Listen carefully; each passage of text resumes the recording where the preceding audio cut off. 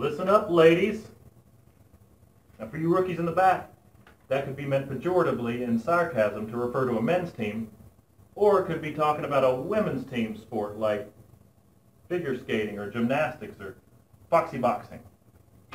I don't know what you're trying to prove out there, but you keep it up, and we're going to get what we've earned. Yeah. People are saying some stuff about us.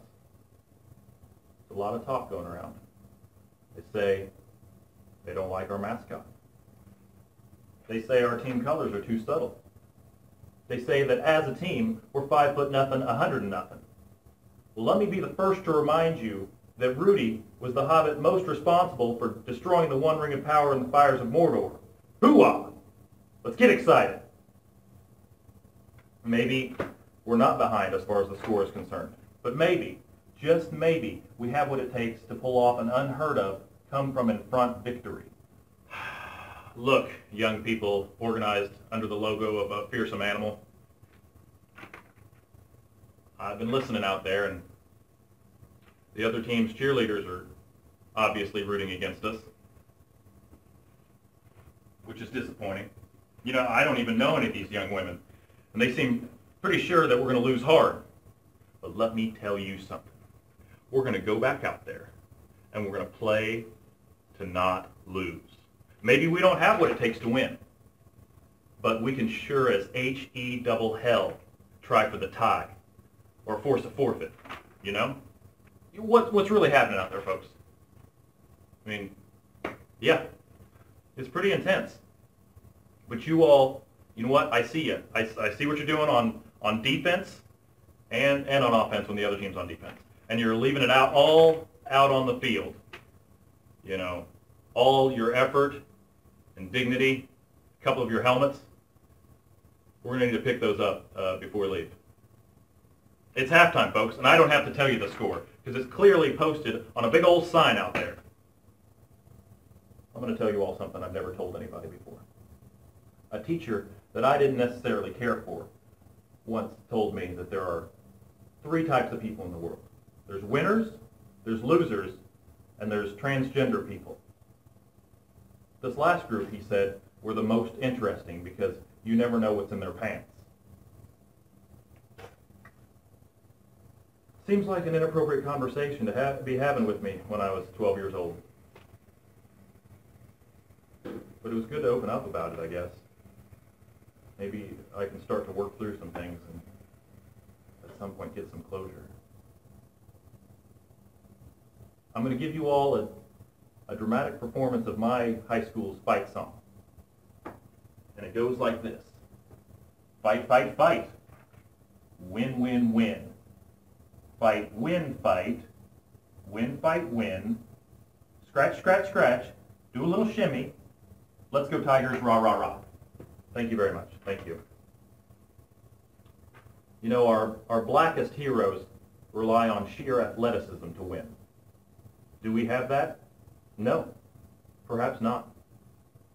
But what we do have is luck, and we're going to need every bit of that luck. So I want you to rub on whatever you rub for luck before we go back out there. But it's going to take spirit and drive and grit, determination. You're going to need to give all the percentages. And it's going to take heart and soul and prayer and preparation and performance-enhancing drugs. It's going to take desire, 5 small meals a day, intensive summer camps, courage, expensive shoes, the bribery of certain referees and government officials, ball inflated to the proper pounds per square inch, a yearning to win, the ability to see into the future, and a whole lot of good-looking women. But I think we can do this. I was brought up to believe that Gene Hackman always plays the villain in movies. This was reinforced in films like Unforgiven and the Superman films, the Supermen.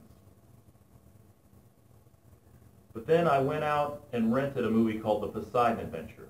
Now, I didn't have this movie handed to me. I went out and rented it with my own 2 hands.